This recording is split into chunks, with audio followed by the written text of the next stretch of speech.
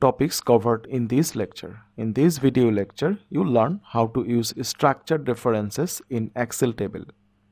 In this video tutorial, we shall work with some examples on using structured references in Excel table formulas.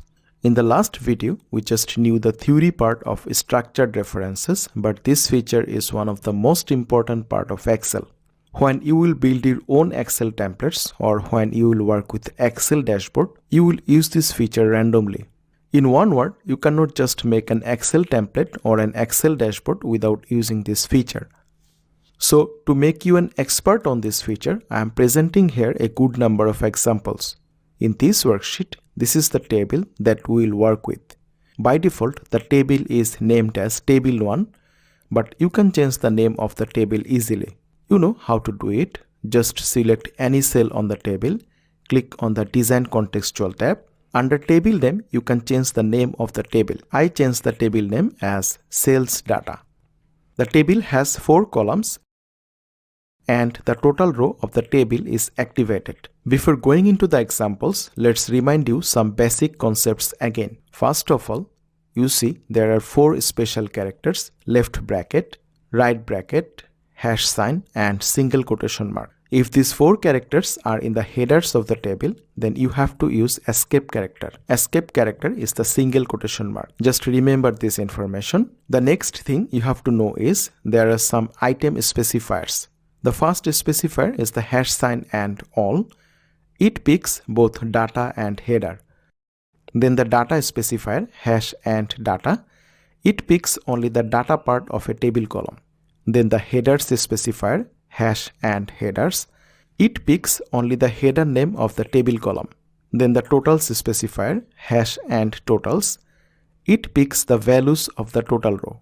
Then the these row specifier, it selects the same row of the table on the context of the cell where the formula is set. @ works as same as the this row specifier, just it is a shortcut of this row specifier. If you did not understand what I am explaining to you now, don't worry at all. When we shall show you examples, it will be crystal clear.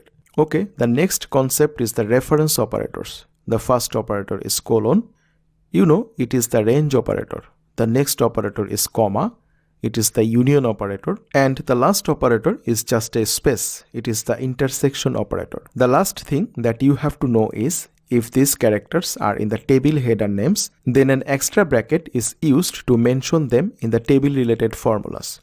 Okay, now let's work with the examples. In our first example, we're going to find out the name of the region at this row. At the row where the formula exists, the region column has text north. To see the formula, I click on the result cell. You see the formula clearly in the formula bar. At first, the equal sign. You know, equal sign starts the formula. Then sales data is the name of the table. Within the square bracket, there exists @ and then the column name region. @ is used to mean that formula cell and the table column are at the same row. Region column name is not within bracket as it has no characters from this list. It does not have tab, carriage return or line feed, or colon or period and nothing from this list. So there is no enclosing square bracket within the column name. In the next example, we are going to find out the name of the salesperson at this row. The name of the salesperson at this row is Robert. You see the name here. Click on the cell to see the formula. You see this formula uses 2 extra things. Salesperson column header has a hash sign. You see, there are 4 characters that use the escape character before them in the formula. One of them is this hash sign. So Excel uses escape character before this sign in this formula. And the column header has spaces between its parts. So the column name is within an extra bracket. In the next formula, we are going to find out the commission of this row. I select this cell, click on the formula bar. At first, I have selected this cell with this part of the formula. Then I have selected this cell with this part of the formula. Between these selections, I have used asterisk to multiply these 2 cells. So we get the commission as 150. In this example, we have calculated the total sales. You see the formula. As the sum argument, sales amount column data is inserted. In the next example, we are going to find out the average of the commissions. In the formula, as the argument of average function, commission percentage column data is inserted. Now let's see how you can work with reference operators. In the first example of reference operators, I have selected salesperson to sales amount column. We have selected these ranges using the range operator between these two columns, salesperson and sales amount. We get the result as a value error as the formula generates more than one values. Now let's see how you can join two columns. At first, mention two columns separately and then use comma between two separate columns. Remember one thing very carefully, you cannot write this formula like this one. You have to mention two columns separately. Same thing here, the formula generates more than one value, so it shows also value error. The next formula is to generate the intersection of two ranges. You see, each formula has two separate ranges. The first range is from salesperson to sales amount. The second range is from region to commission. They are separated by space. You know, when two ranges are separated by space, they result in the intersection of the ranges.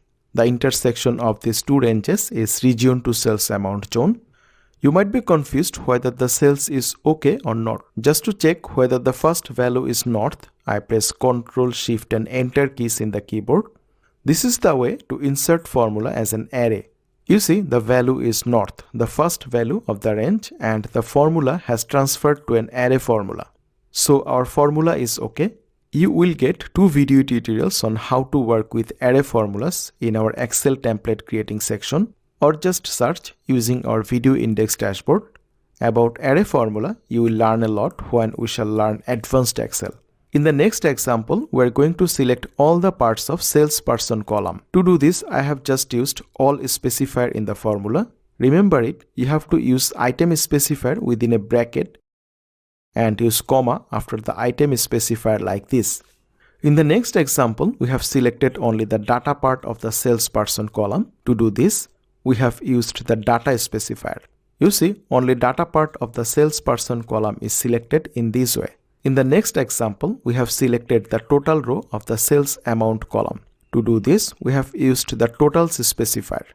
So simple, the total sales is 4030. We can also find out only the header part of a column. Just you have to use the headers specifier before the column name. In the last example, we have selected the header and data part of the commission column. To do this, I have used two item specifiers before the table header, headers and data. So if you understand these examples clearly, then you can write any kind of formula to work with tables. If you are still unclear on this topic, no worry, we shall do a substantial number of homeworks on this topic.